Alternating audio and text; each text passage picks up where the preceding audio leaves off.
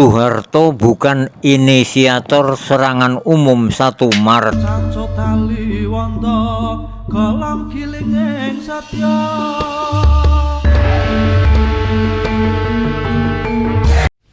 Panggil Overste Soeharto. Baik, Pak.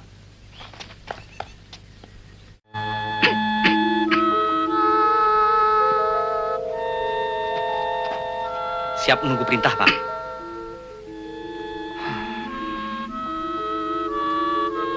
Toh, sebenarnya saya masih ragu memasuki kota Jogja.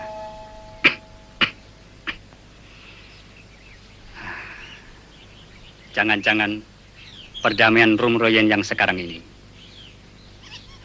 hasilnya sama seperti perdamaian Linggarjati dan Renville. Lebih baik kita bergerilya terus sampai Belanda angkat kaki dari bumi Indonesia ini. Bila Belanda mengkhianati kita lagi, mereka tidak saja akan menghadapi perlawanan tentara nasional, Pak.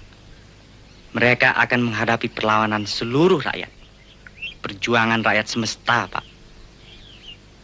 Justru dengan kekuatan rakyat itu, kita usir mereka. Bukan dengan diplomasi perdamaian. Ingat toh, setiap perdamaian, mereka selalu berusaha menyusun kekuatan dan menyerang kembali. Tetapi, Pak, sekarang Belanda meninggalkan Jogja karena kalah perang. Terkait dengan serangan umum 1 Maret, sebenarnya kita tidak ingin menokohkan seseorang, tidak ingin menokohkan satu tertentu, tapi kita akan mencoba mendudukkan pada porsi yang tepat bagaimana peran beliau-beliau itu secara seimbang gitu ya.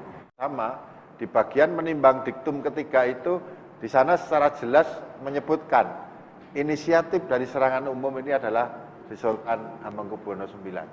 Silakan, Pak. Terima kasih Mas Hasto. Jadi sebenarnya peristiwa SO 1 Maret ini secara faktual dari mungkin sejak Orde Baru sampai sekarang tidak ada yang berubah. Karena itu sudah termasuk hard fact. Sudah jadi, termasuk? Hard fact, fakta keras. Oke. Yang berbeda adalah pertama ada perubahan politik, perubahan zaman. Kita tidak mungkin berbicara seperti ini pada masa Orde Baru. Jadi pada masa reformasi itu membuka ruang yang sangat luas bagi masyarakat untuk melihat dengan perspektif yang berbeda. Pada masa Orde Baru sejarah dijadikan sebagai legitimasi kekuasaan. Dan oleh karena itulah maka tidak mengherankan maka yang dilihat itu adalah sosok seperti Mas dikatakan. Jadi yang dilihat adalah siapa yang paling berperan pada SO Maret. Kan perdebatannya itu pada masa Orde Baru. Si A, si B, si C dan sebagainya. Tetapi tidak pernah melihat bahwa ini adalah sebuah peristiwa yang dikerjakan atau direncanakan secara bersama-sama. Sebenarnya SO Maret ini adalah perwujudan dari perjuangan rakyat semesta sebenarnya. Salah satu peristiwa wujud dari perjuangan rakyat semesta. Yang kalau kita tarik dalam filosofi Jogja ya golong gilik, itu sebenarnya ada di situ. Nah, kemudian yang ketiga perspektifnya yang berbeda.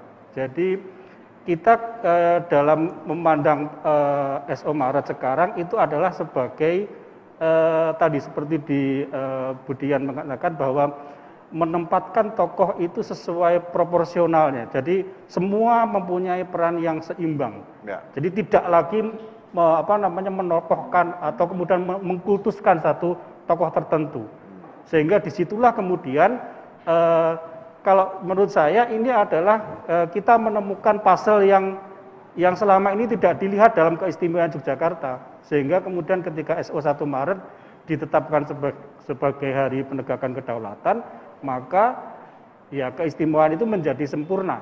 Karena memang ini salah satu simbol dari istilahnya Yogyakarta untuk Indonesia itu adalah SO 1 Maret ini. Satu pertanyaan Bung Bahar, sebelum saya beralih ke Pak Aris.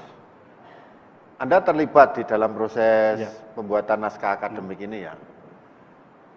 Ketika kemudian hasil akhir kepresnya itu di diktum itu, khususnya diktum ketiga ya, itu di situ hanya memuat atau menuliskan nama Oso Dalem, Suwargi ke-9, kemudian Pak Dirman, dan juga direstui oleh Presiden Soekarno dan Wakil Presiden Muhammad Hatta. Tanpa di situ menyebutkan taruhlah nama Letnan Soeharto misalnya. Itu seperti apa menurut Anda? Ya, ini kan sebenarnya tadi sudah saya katakan bahwa yang diambil itu adalah ide dari Serangan umum. iya, serangan umum ini. Jadi yang jadi dasarnya yang ditaruh di diktum itu adalah dasar dari Dasarnya, terjadinya sebuah peristiwa sejarah ini. Nah, yang agak tokoh-tokoh sini itu kan pelaksana. Oke. Jadi mungkin tidak Nah, dibuat ini- di situ karena pelaksana. Nah, Ini yang di, penting ini. yang di diktum itu adalah ide dasarnya itu. Ya. Hampir malam di Jogja ketika keretaku tiba. Remang-remang cuaca, terkejut aku tiba-tiba.